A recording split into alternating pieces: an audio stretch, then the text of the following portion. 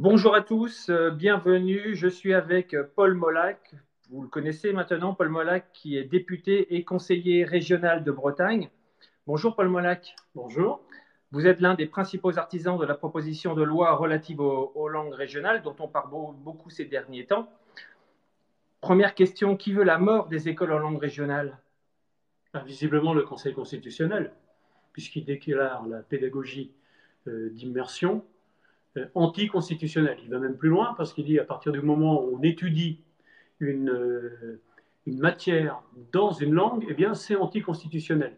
Ce qui évidemment est complètement ubuesque, personne ne comprend, puisque l'enseignement des langues aujourd'hui, c'est justement de faire quelque chose, d'étudier quelque chose dans la langue. Donc il est complètement à côté de ce qui se passe aujourd'hui. C'est par militantisme en fait anti-langue régionale. L'enseignement en immersion, on dit aussi l'enseignement en immersif, c'est bon pour l'oreille des enfants, c'est bon pour le plurilinguisme. De nombreux pays européens le préconisent. C'est quoi le problème en France? Le problème en France, c'est qu'ils sont en train de rendre cette méthode illégale. Le Conseil constitutionnel rend une méthode pédagogique illégale. Ça paraît fou, mais c'est ça.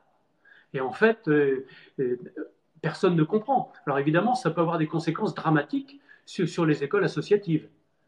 Pourtant, qui ont d'excellents résultats scolaires, 100% de réussite au bac, et un excellent niveau en français. Alors expliquez-nous pourquoi le Conseil constitutionnel a censuré deux mesures phares de votre loi sur les langues régionales. Alors la première, c'est le signe diacritique, en disant simplement que l'article 2 ne le permettait pas sans argumenter. C'est quoi les signes diacritiques pour ceux qui ne sont pas spécialistes? C'est le fameux N tilde de Fanch. Donc Fanch n'a pas le droit à son tilde. D'accord. Et puis la deuxième chose, c'est évidemment l'enseignement par immersion, c'est-à-dire qui est dans les écoles d'Iwan, par exemple, dans les écoles associatives, mais également si on appliquait à la lettre ce que dit le Conseil constitutionnel, ça voudrait dire que l'enseignement bilingue proprement dit pourrait aussi être attaqué. Parce que quand on lit bien tout ce qui est marqué à l'intérieur de sa décision, ça va très très loin. Ça concerne qui, en fait, quelles écoles? Parce qu'on parle de Diwan, mais ce n'est pas simplement la langue bretonne qui est concernée. Donc cette censure du Conseil constitutionnel, quelles écoles ça va pénaliser au bout du compte? Alors ça peut pénaliser évidemment toutes les écoles associatives. Je pense que c'est celles-là qui sont dans le collimateur. Donc vous avez Diwan, vous avez CHK au Pays Basque, vous avez les Calandrettes en Occitanie, la Bressol en Catalogne. Vous aurez aussi des classes qui doivent ouvrir à la rentrée en Corse. Et puis, même sur l'enseignement bilingue paritaire, c'est pas très très clair. Et donc, on pourrait estimer aussi que la France est capable d'enseigner dans le mode anglais-français dans certaines classes bilingues. Est-ce que celles-là sont aussi anticonstitutionnelles? On peut se poser la question. Alors, que va devenir demain l'enseignement immersif en langue bretonne ou en langue régionale qui est frappé d'inconstitutionnalité? C'est la mort prochaine pour les écoles d'Iwan? Eh bien, on pourrait par exemple leur enlever leur contrat avec l'État, ce qui veut dire que les enseignants ne seraient plus payés par l'État. Ah oui, donc en termes de budget, ça change tout. Ah, ça change tout, c'est quasiment impossible pour eux de pouvoir survivre.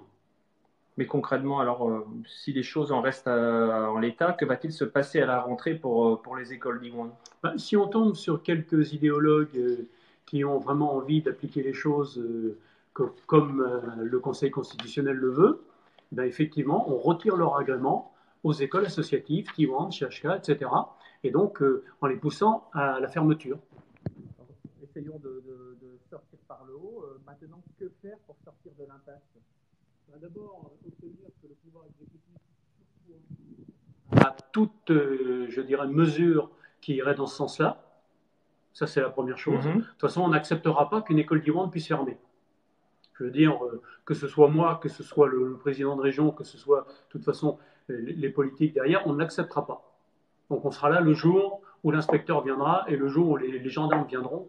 Et, je veux dire, là, ça, on ne peut pas l'accepter. Et la deuxième chose, peut-être un peu plus à long terme, c'est de modifier l'article 2 de la Constitution qui dit le français est la langue de la République pour ajouter les langues régionales, puisque le Conseil constitutionnel s'appuie toujours sur cet article, malgré les discussions qu'il y a eu à l'époque en disant que ce n'était pas tourné contre les langues régionales, mais contre l'anglais, mais lui le tourne toujours contre les langues régionales. C'est plus facile à dire qu'à faire parce que changer la Constitution, c'est réunir le Congrès, c'est avoir la majorité de 60% des 2 tiers, j'ai oublié, à un an d'élection présidentielle, mission impossible. C'est compliqué, mais vous savez, il y en a beaucoup qui disaient que de toute façon, ce n'était pas la peine de faire une loi sur les langues régionales parce qu'elle ne sera jamais votée. En fait, il y a 2 articles qui ont été censurés, mais tous les autres articles, eux, ils sont bien dans la loi. Jean-Michel Blanquer, le ministre de l'Éducation, a l'air d'être à la manœuvre depuis le départ.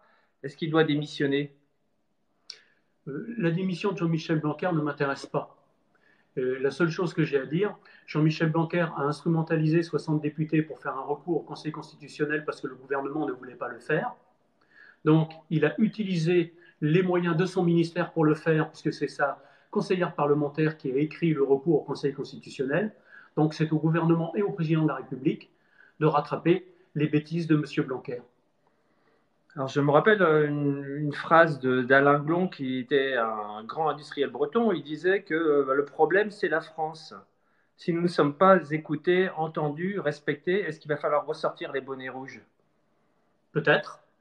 En tout cas, le problème, ce n'est pas tant la France que sa haute administration.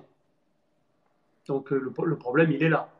C'est ce que je dis souvent, la France est un très beau pays. C'est dommage que les hauts fonctionnaires et les politiques parisiens ne s'en soient pas aperçus.